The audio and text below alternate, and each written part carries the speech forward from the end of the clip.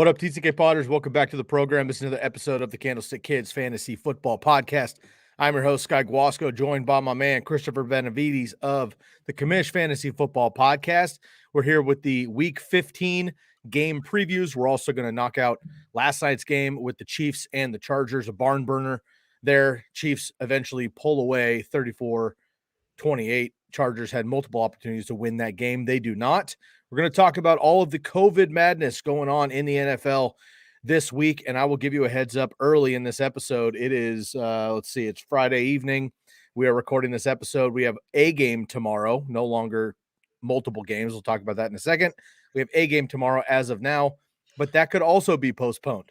Multiple games have been postponed this week, moved from Saturday to Sunday, Saturday to Monday. We have Tuesday games also as well. Harken back to last year when the Ravens had a game that was moved 6 days, I believe, in postponement. They eventually played on a Wednesday evening. The NFL will get these games in the best that they possibly can, even if teams like the Washington football team or the Cleveland Browns don't seemingly have a quarterback. That doesn't seem to matter to the NFL. They will get these games in here for their money rights on the commercials. Nonetheless, us as fans are excited about that. We got football pretty much every day, starting Saturday, tomorrow, Sunday, Monday, and Tuesday. We got a brief recap on Wednesday, and then we're going to get into Thursday night football, which I believe is done for the season. So I'll have a couple days off until next weekend. But it is madness, man. We should have Christmas football, but we're not sure if that's even going to happen. Once again, Christopher Benevides with us this evening. Chris, it is a madhouse. You and I were talking about your home league has some unique rules where you drop waivers once you get into the playoffs. So that's a problem in your league.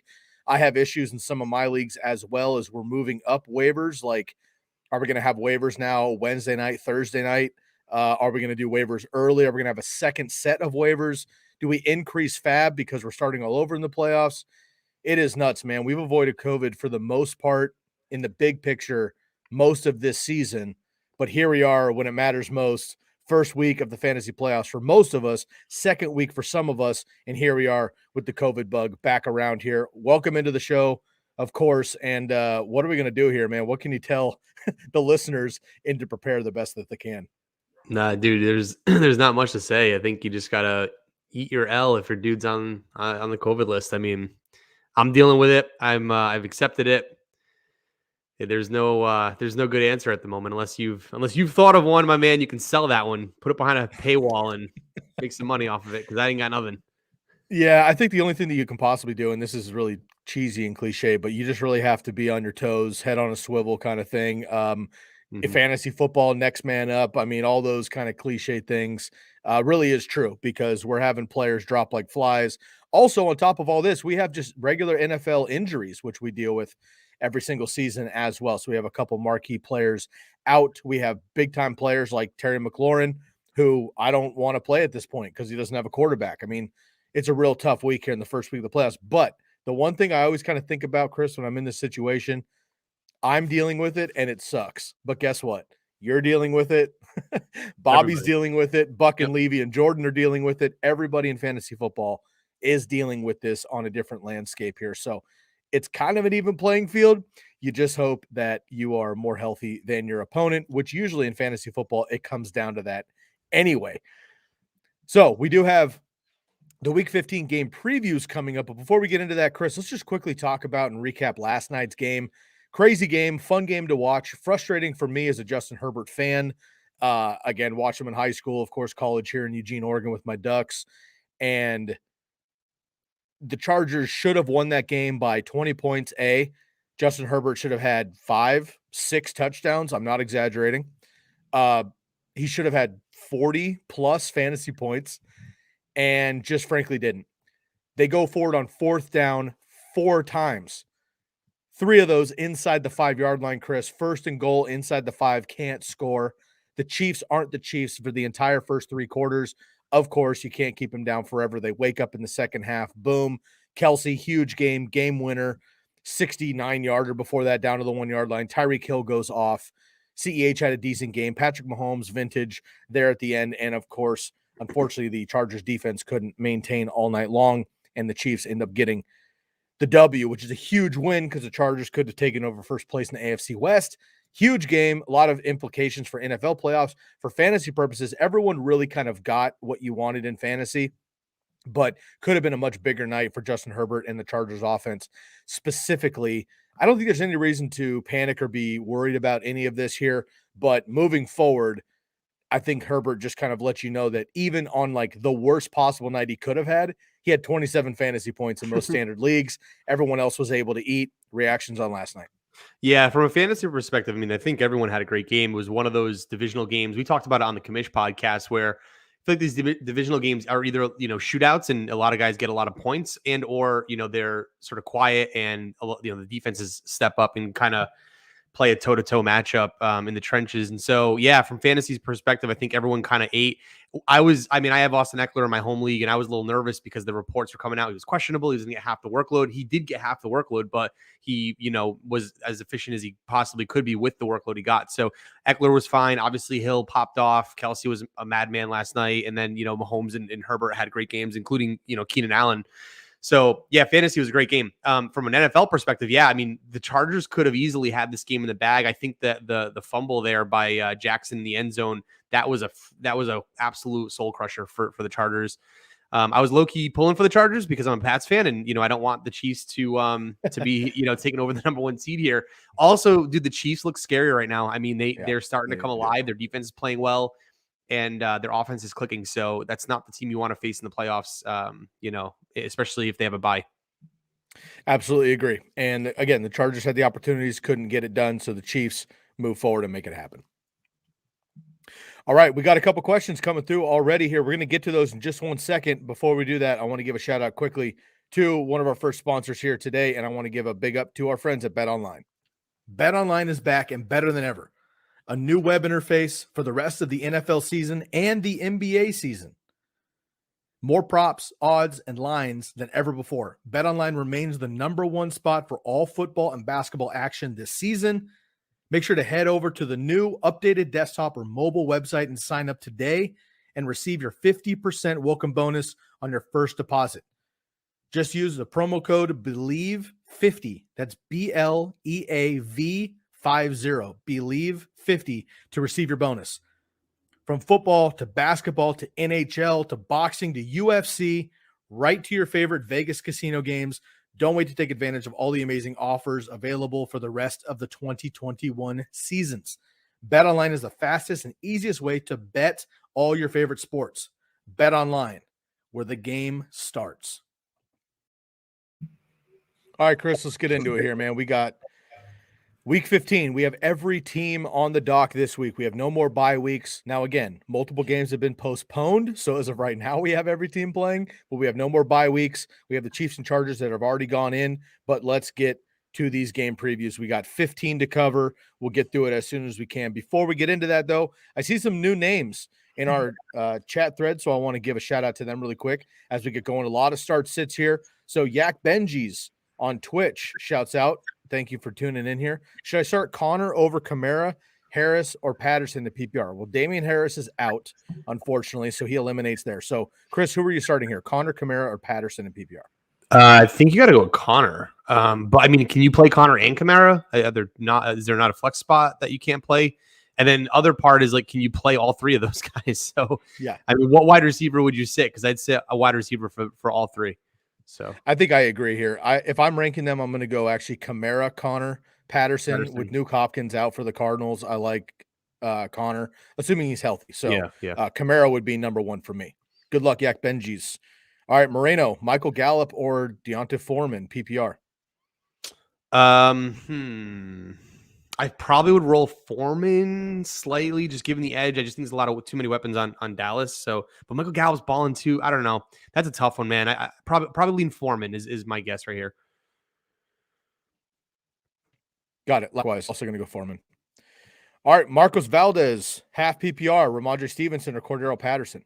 I'd still go Patterson, but with Harris out, I mean, Ramondre looks very attractive. When we talk about New England, I'm going to say start Ramondre, but if you have a flip of the coin between the two, I'd still go Patterson here. Yeah, I agree. I'm going to go Patterson as well, especially in half PPR. Well, best of luck to you three and anybody else in the comment section. Feel free to give us a like, subscribe, and a boost. We really appreciate it. If you want to get the podcast side, download the podcast and subscribe to Candlestick Kids Fantasy Football Podcast anywhere you listen to your podcast. We appreciate that. Best of luck to all of you. All right, Chris, here we go, man. Let's start with your Patriots going up against the Colts in Indianapolis. Patriots coming off the bye week here. Colts coming off the bye week. -2.5 Colts favorite. That's interesting here. The Patriots have the number 1 seed in the AFC currently, and the Colts have the home favorite by about a field goal here. How do you feel about your Patriots this week? Yeah, I mean, they're coming off the infamous 14-10 3-pass game against the Bills. So, yeah, this is going to be an interesting game from an NFL perspective. I mean, we're very aware of Tom Brady coming off of buys. We're not so sure about how Mac Jones comes off of buys. We're not sure if the team's going to be rusty, if the bye week is good for them. Typically with the Bill Belichick team, bye weeks are always been favorable, especially this late in the season. So I'm very curious to see how they're going to play against a formidable opponent. From a fantasy perspective, we just talked about it. Harris is out. So, if you do have an ability to play Ramondre Stevenson, I would absolutely do so. He did lead the New England backfield at 24 carries in the game against the Bills with 78 rushing yards.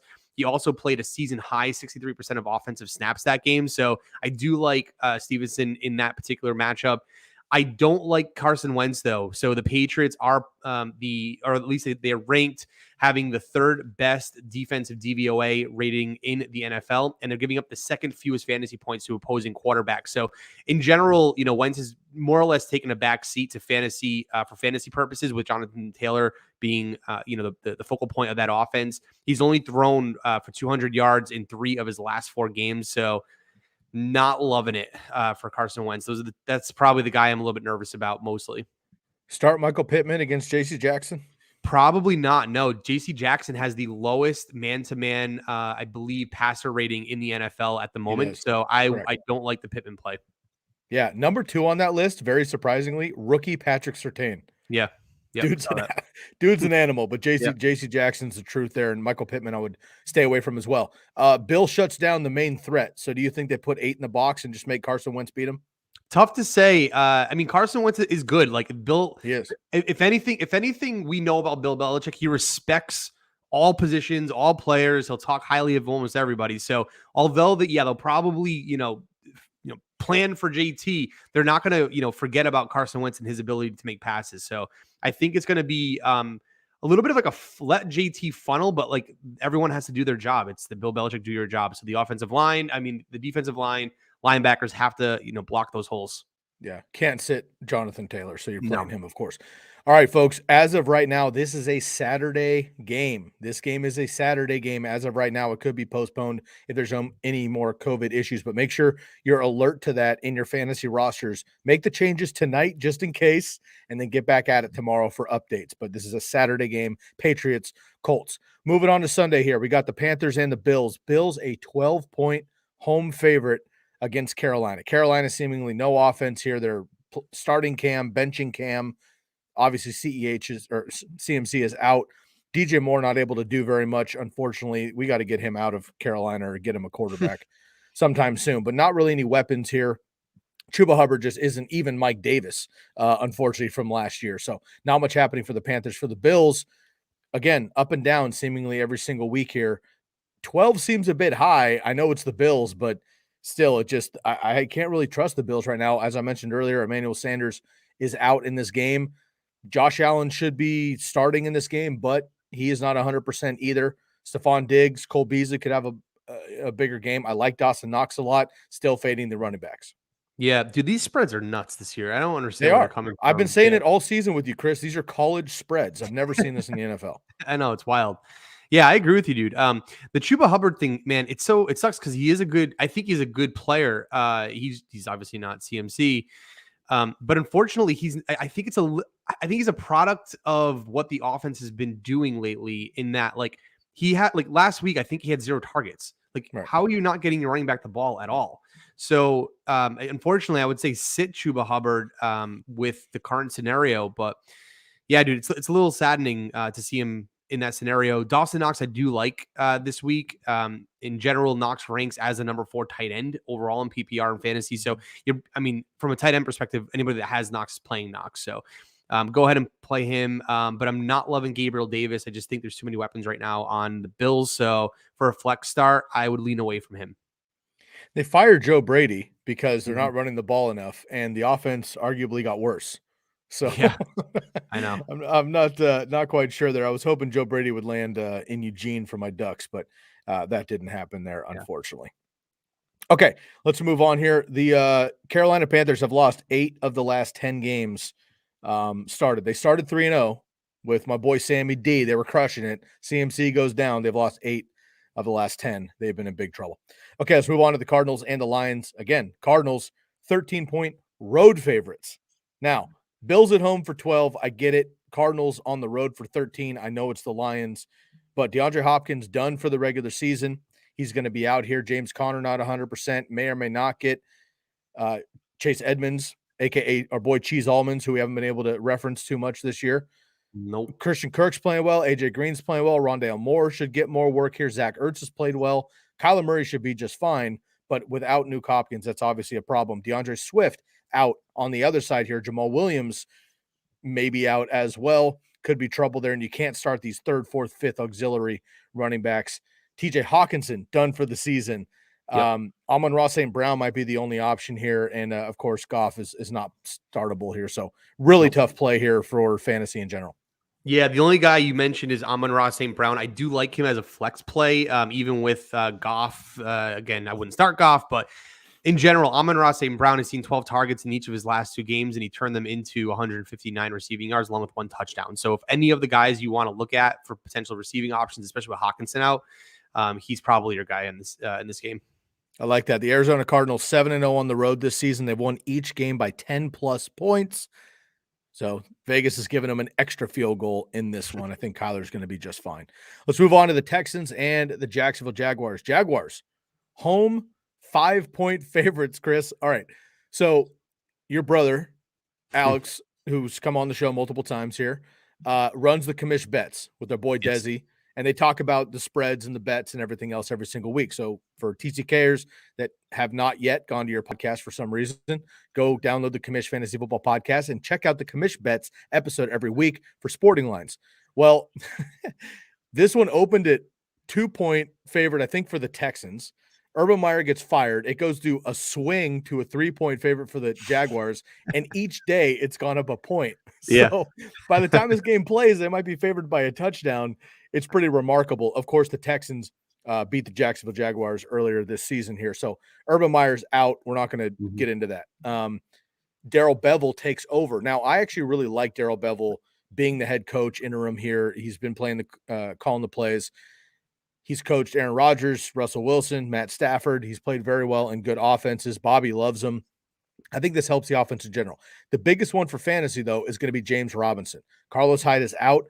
Urban Meyer refused to let James Robinson do work. We saw last year this kid came out of nowhere, blew the hinges off, right? Comes in, of course, we had Travis Etienne, who was supposed to be great. He gets hurt. He's out for the season early. And then we get James Robinson, but he never really gets run. Trevor Lawrence has been calling for James Robinson, and still Urban Meyer was yet to do it. I think Darrell Bevell comes out and proves a point today or this weekend that'll happen. So I like James Robinson a lot.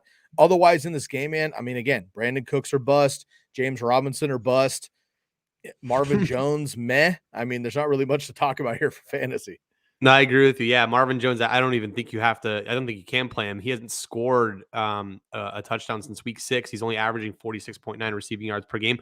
Yeah, dude, I don't know. I don't think you touch really anybody. Maybe Brandon Cooks is probably the only guy I'm looking at. It'll be interesting to see what happens with the Jags offense. So I'm kind of excited only because, I mean, even Trevor Lawrence is like, at least we have some clarity and direction now on the team. So that's insane that when your head coach leaves, you feel better to that degree, like to that extent where you're like, oh, now we have direction. It's wild. Usually when the head coach gets fired, you're kind of like, well, what are we going to do? But everyone's like, no, this is much better. Yeah, and Darrell Bevell's the truth. He won't be the head coach next year. There's a lot of candidates out there, but I like Darrell Bevell a lot for the remainder of the season. Both of these teams in the AFC South, both of these teams 2-11, both of these teams going to be a top 5 pick, and this might be a top 3 pick here for the loser, and still a top 5 pick for the winner. Houston in general has won 7 straight games versus the Jaguars. Of course, most of those coming with Deshaun Watson. All right, Jets, Dolphins. The Dolphins are 9.5-point home favorites. The Jets have allowed 30.5 points per game this season. That's the most in the NFL. Jalen Waddle out for this game. Myles Gaskin should be playing, but he's been questionable all week long as well. You have Fuller still out. You have Albert Wilson, Albert Wilson has like 30 targets in the last 3 games, and he's caught 12 of them. It's just not getting the efficiency, unfortunately. Devonte Parker's played well, but can you trust him? I like Tua in general in this matchup, but the Jets are the 26th ranked matchup versus quarterbacks, but is that because no one throws on them, or is it because they're that good? That's the question there. So Jets, Dolphins, man, not a lot to talk about. Michael Carter might be coming back, which could be fun. We haven't seen him in a while. But again, Zach Wilson led offense. I'm not excited about it against this defense for Miami. Yeah, I agree. I think, I like Michael Carter a lot. I like watching him play. So assuming he is healthy and good to go, I do like him as a flex play here. Maybe even as a running back too, just with as many COVID injuries or problems that we have going on. Jamison Crowder is interesting. I think, so in general, Crowder finishes as the wide receiver 19 the last time the Jets have played the Dolphins. And then the Dolphins in general are surrendering the 6th most fantasy points to wide receivers in the season. And so it could be a nice play for Jamison Crowder. The other person, I think, if he's healthy still, Devonte Parker might be an interesting start as well, with Waddle being out of the lineup. So, Tua obviously, having some good, strong games as of late is going to need someone to throw to, and Parker might be that guy in flex plays. We got a Russell Gage or Devonte Parker question for the Commish team, and it was kind of split 4-3 Russell Gage over Parker. But in general, I mean, I think if you can try to start one of the two, you should be okay. Yeah, I think I lean Russell Gage there too. Mm-hmm. Getting the targets, and I know the Falcons are hit or miss, but I just can't trust Devontae Parker, unfortunately. Yep. So I'll go that way. All right, let's move on to the Cowboys and the Giants. Cowboys 10.5-point road favorites in this one. Dallas has won 8 of 9 against the Giants. It all comes down to Zeke, man. Again, Zeke comes out finally this week. It's been players, it's been front office, it's been Jerry Jones, it's been Mike McCarthy, it's Kellen Moore. Everybody says, oh, Zeke's great, he's healthy, blah, blah, blah. You watch him on the field, dude, he looks horrible. He looks injured and hurt and just not in good shape. He comes out now and says it's the best he's felt in a long time. Can we trust it, right? Are we going to get a full CeeDee Lamb, a full Amari Cooper, a full Dalton Schultz? Michael Gallup question earlier. Are we going to get all the boys back here for this game against the Giants? If we do, the Cowboys should run them, but you never know. And then if we get Zeke, are you going to start Pollard? That's really the question. Otherwise, I think you still got to start your studs here against the Giants. On the Giants side, comes down to Saquon Barkley, really, because I can't trust any of these wide receivers or your boy Daniel Jones and Evan Ingram. So Saquon Barkley, Zeke Elliott, Tony Pollard. Are you comfortable with these guys this week in the fantasy playoffs? Yeah, I think you have to be. These are some of these questions that, although the team has been playing all that well, you kind of have to roll with the guys, have gotten you there. So you just got to hope that they, figure it out.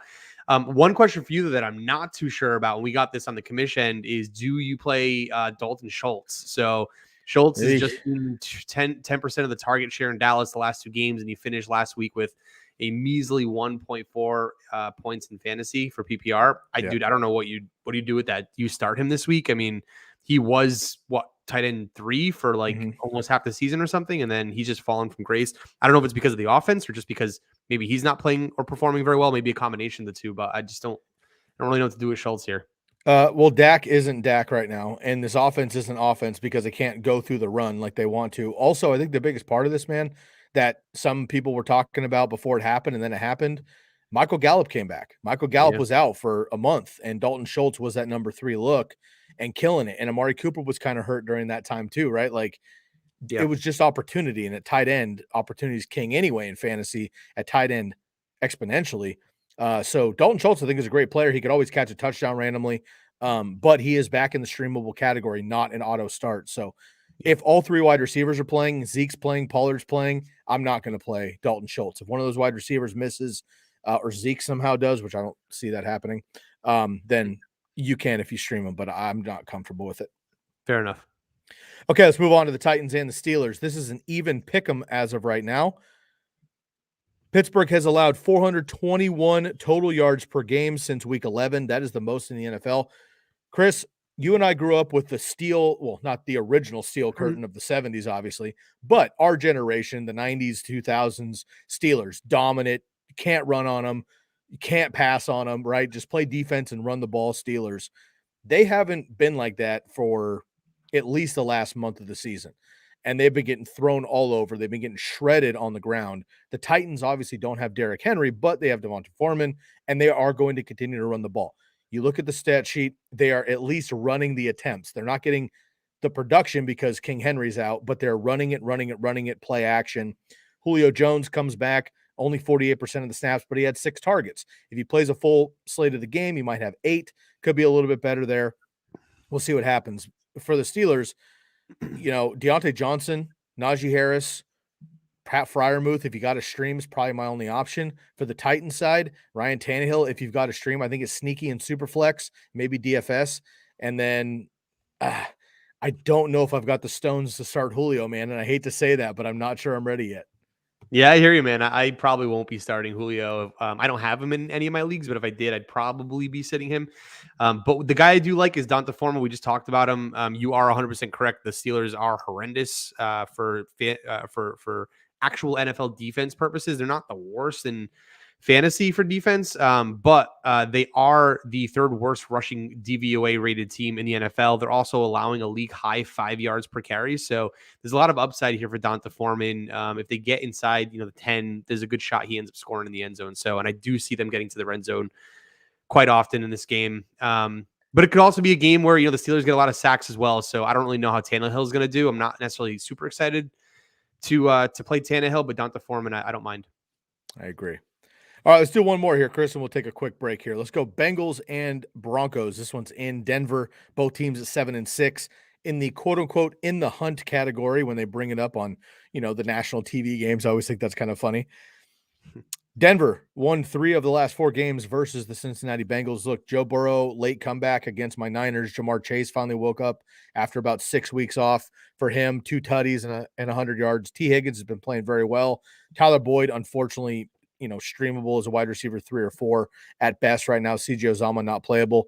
Your boy Mixon came back down to earth, right? I mean, getting that usage, you got to play him, but I think you're a little bit more, nervous about that.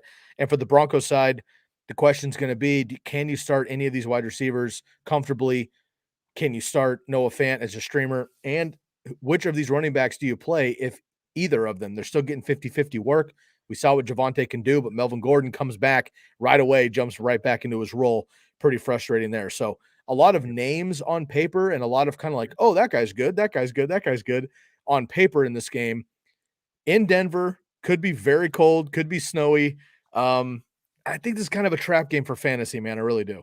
Yeah, I can see that. I will say chances are, like, unless you handcuffed like Williams at the beginning of the season for Melvin Gordon, they're likely not on the same fantasy team. At least almost every league that I'm in, Gordon's on someone else's team and Williams is on someone else's team, right? So because you pick both of them in like the 5th or 6th round. So yeah, exactly. So you probably don't have both is my guess. So my point here is that in the Commish playbook, we have 2 starts, Williams and Gordon. So start both of them. Yeah, there's no reason to sit at either of them. I mean, they're both scoring. They're both getting the 50-50 split. And they're like Austin Eckler. They're being very efficient with their touches. So no need to sit either of them.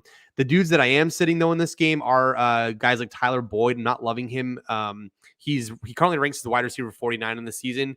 And since week 9, he just has a touchdown in his last, wide receiver 49 since week 9. And then he only has 1 touchdown since week 10. He only has 5.5 targets over his last 4 games. I'm just not loving Tyler Boyd here. You go with, Jamar Chase and T. Higgins, no problem. But then the other guy is Cortland Sutton on the Broncos. I mean, he's wide receiver 39 overall, averaging just 3.9 points in PPR formats over his last 5 outings. And he's been held to just 40 fewer receiving yards in his last 6. So, dude, not playing very well. Just not loving that matchup. But yeah, I think you play Williams and Gordon, no problem. Yep. And I think that the Broncos wide receiver thing is strictly, and I said this when Ted went to Carolina, I said the same thing. And when he went to Denver, I said the same thing. Teddy Bridgewater is fine for like NFL stuff. He doesn't lose games, but he's not going to win games either. for wide receivers and offenses for fantasy football, it's not beneficial, right? Like it's just, he had a deep bomb to Tim Patrick in like week 1 and hasn't had much since. Jerry Jeudy is a phenomenal talent, not getting it done because of him. Tim Patrick's amazing, can't get it done. And Cortland Sutton now as well. When they get a gunslinger quarterback, which I think they can get in Denver, maybe the guy in Green Bay at this point, we'll see what happens. They get somebody like that in Denver, I think this offense could be absolutely elite. Until then, I'm not excited about that wide receiving core. Chris, we're going to get into the rest of our games here, but first I want to give a shout out to our friends at Carifactor. Chris and I will be right back with the rest of our Week 15 game previews. Hey TCK Potters and Fantasy Focus community, are you looking for options for hair loss? There are many options out there for treating it. However, most products treat the cause, such as DHT, and don't do much to support the growth of new and stronger hair. It's like removing harmful weeds from your lawn, but not doing much to fertilize the grass. That's why the Fantasy Focus and TCK team has partnered with Carifactor. Carifactor saw this problem and focused their research on finding just the right combination of biosynthetic growth factors and an innovative delivery system to promote fuller, stronger looking hair. So whether you're a listener who suffers from various forms of alopecia or even stress-related hair loss, the Carifactor treatment is the perfect scalp-friendly solution that can help and influence stronger and healthy hair throughout all stages of the hair life cycle. And now, exclusively for TCK listeners, use the promo code TCK at checkout to get 15% off all products at shop.mycarifactor.com. That's shop.mykerafactor.com. Carifactor, skincare for hair. All righty, let's jump in here. We just did the Bengals and the Broncos. Let's get in here to the Falcons and my 49ers. Now, Falcons coming off a bye have been tough for the last couple of weeks, and you never really know what you're going to get from the Atlanta Falcons, unfortunately. Obviously, they don't have the talent that we expected coming into the season. Julio Jones leaves. Calvin Ridley goes down. Mike Davis is not who we saw for a minute in Carolina last year, so it's been frustrating.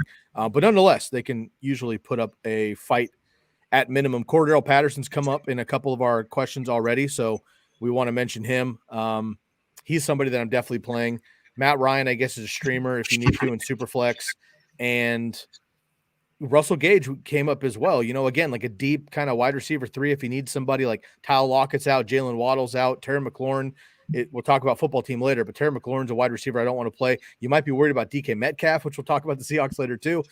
If that's somebody, then maybe Russell Gage is a slot in. But otherwise, for the Falcons, I'll pass. For the 49ers, man, Brandon Ayuk, second half, I'm telling you, he did it again. He's doing it again. Deebo Samuel healthy, you fire him up. George Kittle's on fire right now. I don't know if I can trust Jeff Wilson and JaMychal Hasty and with Elijah Mitchell banged up too. So it's going to be tough. The 49ers have lost 8 of the last 11 home games. Horrendous. Losing the home games. Not going to work here. They are a 9.5-point favorite, though, this week against Atlanta. Yeah, dude. So a couple of things here about the Ayuk situation. What's interesting is that I feel like Deebo Samuel is taking up the Patterson role on the 49ers. Yeah. Feels like the lead running back. Far more rushing attempts for Deebo Samuel than targets. Yeah. So Kyle Shanahan's doing exactly what they're doing with Cordell Patterson across the field this week. So yeah, Ayuk is sliding into that opportunity, and it's good because, I mean, for whatever it's worth, the 49ers are making that it's difficult to defend against those types of things. So that's good for them, especially, and also helps for fantasy purposes. So obviously roll with that. The other guy we did talk about is Russell Gage. I do feel good about Russell Gage. Again, over the past 4 games, he's averaging 8.3 targets, 305 yards, and a touchdown, which is overall good enough for wide receiver 13 in PPR formats. So from a fantasy perspective, that's a little bit less than a quarter of the season. The dude's been, just outside the top 12. So I think you got to fire him up. He's slotting into that, Calvin Ridley hole, if you will, pretty nicely. And, I don't expect a lot out of the Falcons from an NFL perspective, but they're doing enough to just get their main guys, Patterson and Russell Gage, and a little bit of Pitts, enough volume to be fantasy relevant. This is low key, like a really big game in the NFC from 2 teams, like on the outside, you're kind of like, meh, these teams are like 3rd, 4th in their divisions, whatever, looking to next season. The Niners are 7-6. Should have beat the Seahawks 2 weeks ago. They should be 8-5. Looking at like a 9-5 record would be sick. There could be 8-6. So right now, the 6th seed.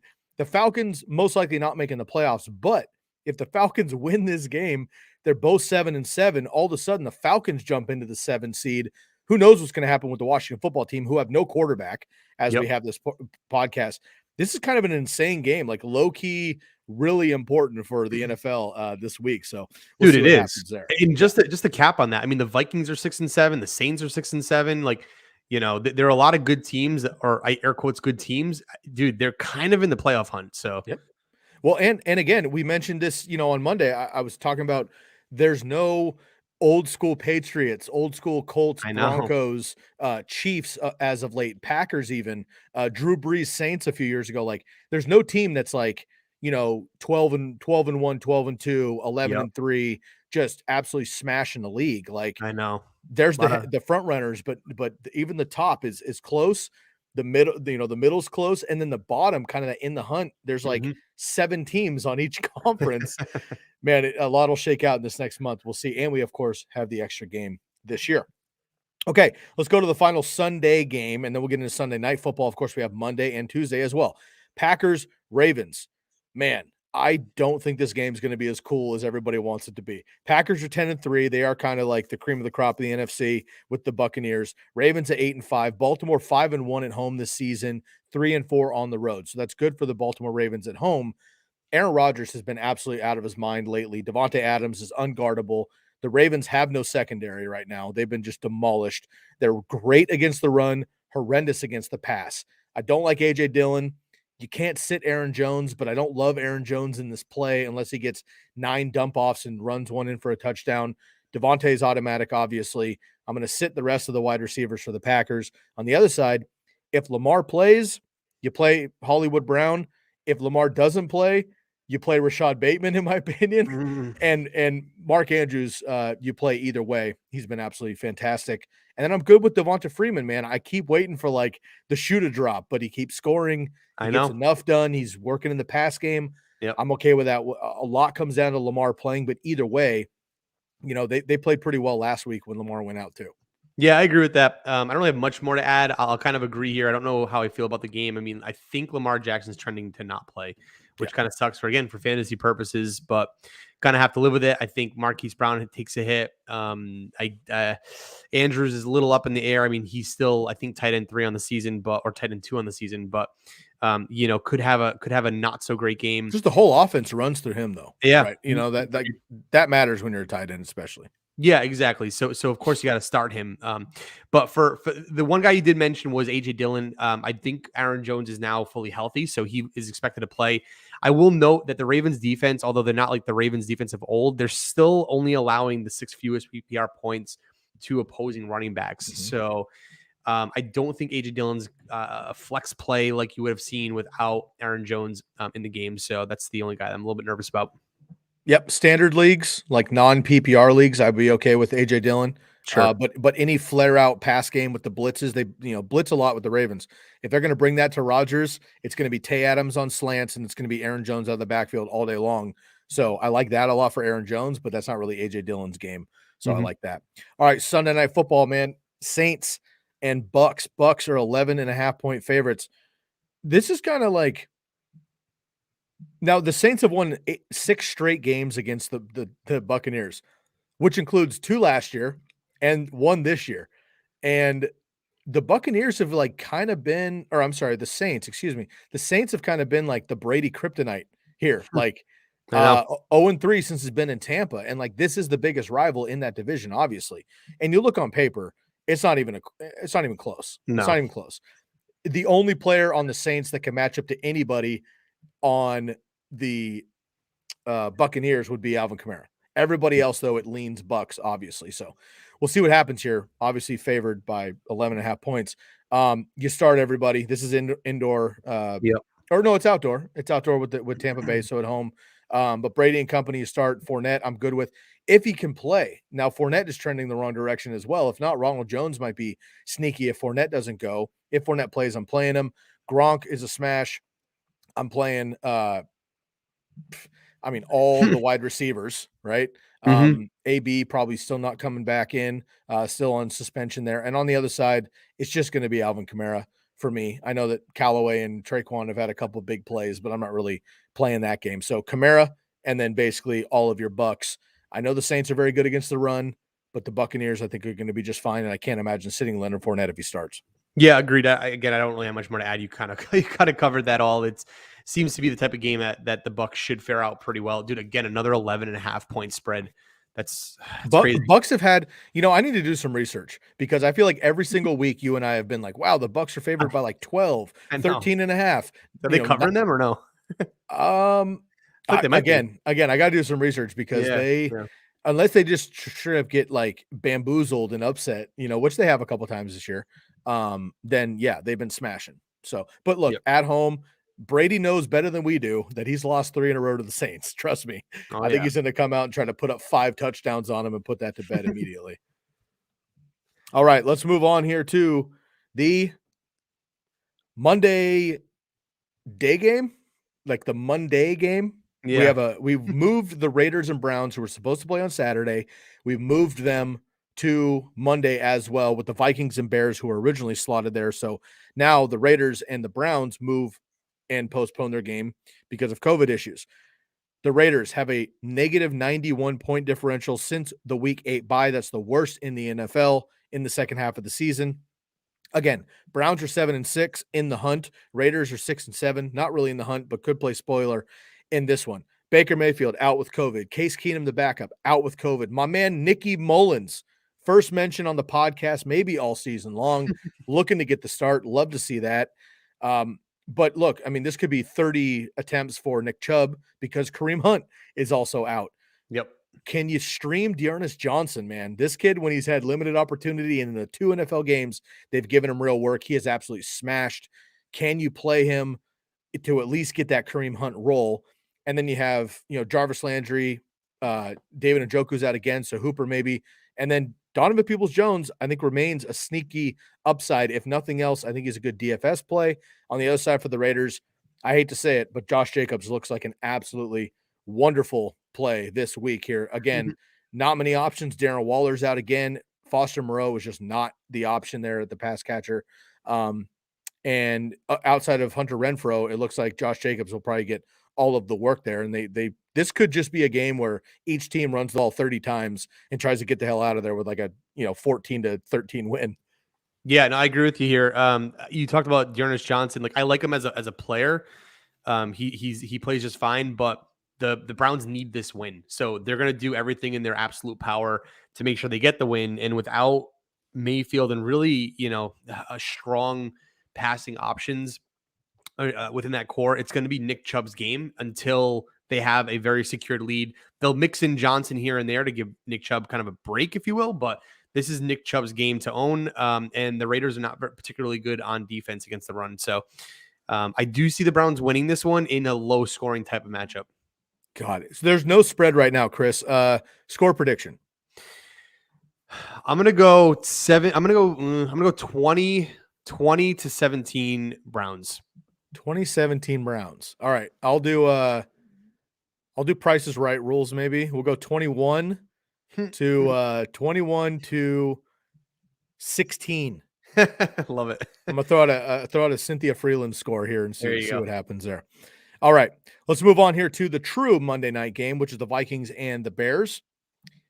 And the Vikings are a 6-point road favorite here. Chicago has won 5 of the last 6 games versus Minnesota. That surprises me. The Vikings continue to be a team where I'm like, damn, Cousins is playing really well. Jefferson's unguardable. Like Dalvin Cook is Dalvin Cook. Even Madison's amazing. Conklin's playing pretty well. Thielen's hurt, but they have KJ Osborne who's playing really well. And you look at the record, you're like 6-7. We did this last year.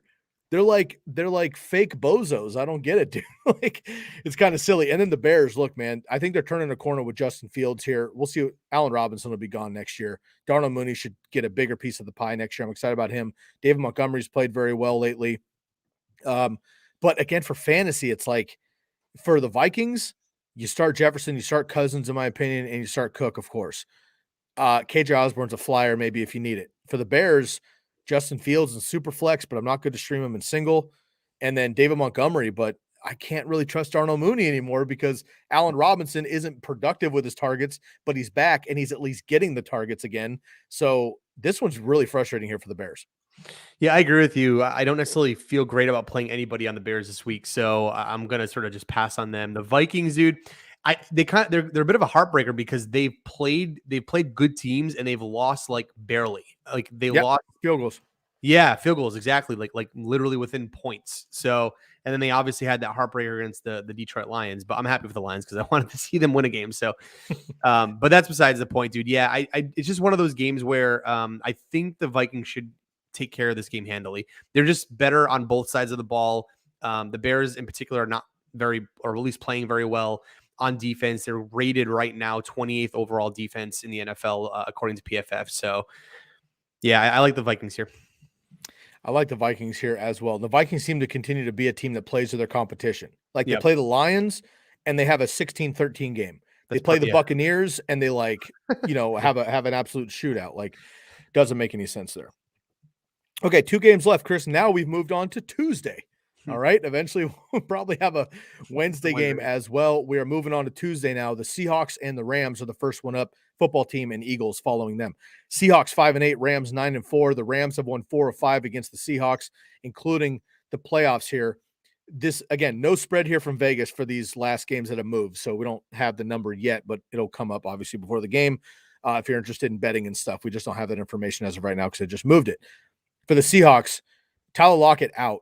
That's massive. I think on both sides of the pendulum. Massive because it takes away the obviously like the best deep threat, and it breaks my heart not to call DK Metcalf the best deep threat for the Seahawks, but he just isn't. Tyler Lockett's unbelievable with Russell Wilson. DK Metcalf was way better with Geno Smith. Like it doesn't make any sense. That's the way it is. So, Chris, are you taking the mindset of Tyler Lockett's out, DK Metcalf 15 targets, 10 catches, 150 yards, and 3 touchdowns, or DK Metcalf hasn't been over 60 yards in 2 months? He hasn't scored since the bye week. He doesn't do anything with Russell Wilson. What is the problem with DK? And now the Rams can double team him, no problem. Now, Alex Collins not getting it done. Rashad Penny played very well last week. He had a career day, 2 touchdowns, 130 yards. He comes out and, can you start Russ?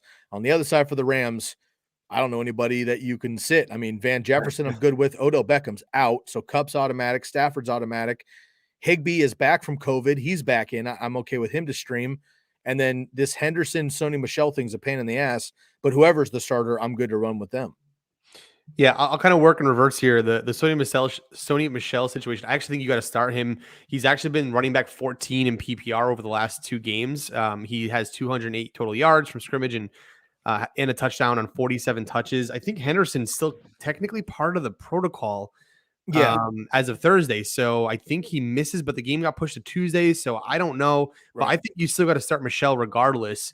Lockett could hypothetically play also Tuesday. So we just have the information we have tonight. I know. But shit could get crazy, man. We just don't know. I agree. And actually on the Lockett situation, the best thing for DK Metcalf, if you're planning on playing him, is if Lockett comes back. I know it's insane to say, but dude, you're right. You cannot, the way Metcalf has been playing, and there's no Lockett to take away from the defensive scheme.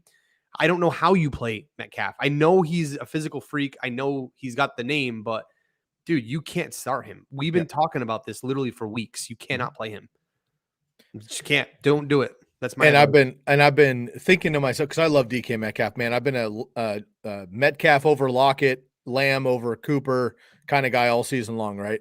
And the Metcalf thing, I keep thinking in my head, okay, what's that marquee DK Metcalf play this year where you're like, dude, that's what we want to see. Well, it's that 78 or 84 or whatever the hell it was yard touchdown on primetime TV with Geno Smith against the Saints. If you watch that play though, dude, first of all, he just primetime Mike Evans push off. It was Hall of Fame offensive pass interference. Not even a question about it. Pushes the dude into the ground, catches it over him, mosses him, and then he just sprints because he's faster than everybody else. That's the play. Outside of that play, dude, nothing. All year long. 100-yard game outside of that.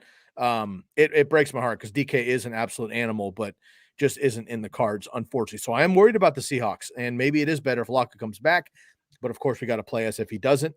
All right, finally, Chris, here. We're rolling through the whole gamut tonight.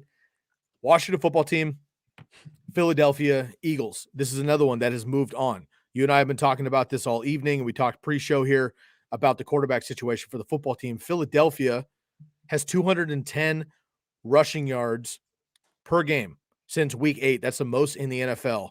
So that's obviously Jalen Hurts, Miles Sanders, and the rest of the team. 210 rushing yards as a team, most in the NFL. That's surprising to me because I don't think of Philly as like a heavy run team. But assuming Jalen Hurts plays and Miles Sanders plays, I'm good to start both of those guys. The Boston Scotts and the Kenny Gainwells for the fantasy playoffs, I'm sticking away from those guys except for like a DFS cheap flyer kind of a thing. Devonta Smith, I guess, but that's a volume PPR thing. I wouldn't expect a big day from him. And then Dallas Goddard, of course. On the other side, for the football team, like they're picking, they're down to like, the 4th string? If you count Ryan Fitzpatrick, like they're down to a 4th-string quarterback, 5th-string quarterback. They gave me a call, dude. There you go. So, did you turn them down? You're busy this weekend, though. I heard. I got other working plans. Exactly. Yeah. It's a holiday season. You can't go, hey, sorry, babe. I know it's, Christmas time of year. I got to jump this game for the football team, drive out to, Philadelphia from Massachusetts. That's not going to happen. So, too bad for you. Another opportunity will come in, I'm sure.